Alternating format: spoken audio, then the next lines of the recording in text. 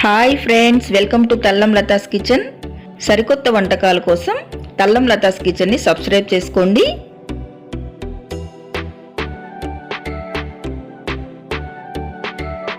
ఈరోజు మనము మిర్చి కసాలను ఎలా తయారు చేయాలో చూద్దామా. దీనికి కావాల్సిన ఇంగ్రీడియంట్స్: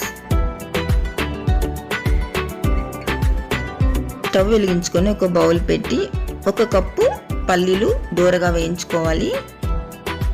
1 టేబుల్ స్పూన్ ధనియాలు, 3 టేబుల్ స్పూన్స్ నూగులు, 4 టేబుల్ స్పూన్స్ ఎండు కొబ్బరి, 2 టేబుల్ స్పూన్స్ గసాలు. ఇవన్నీ దూరగా వేయించుకొని మిక్సీలో గ్రైండ్ చేసుకోవాలి.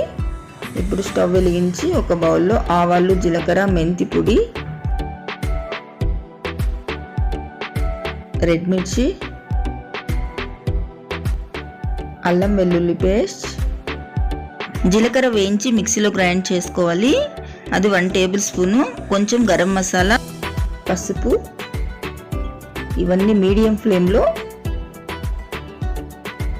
నూనె పైకి తేలే వరకు వేయించుకోవాలి.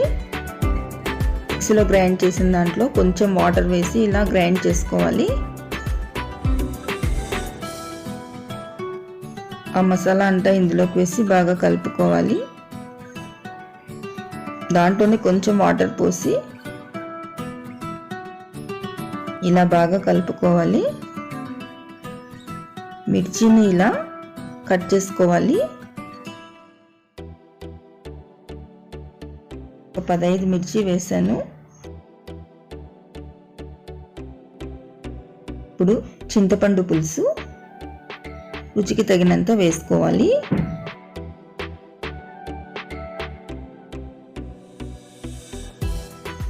ఇలా బాగా ఒక 10 నిమిషాలు ఉడకపెట్టాలి.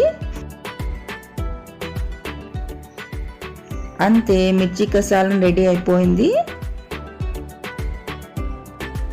చాలా టేస్టీగా ఉంది.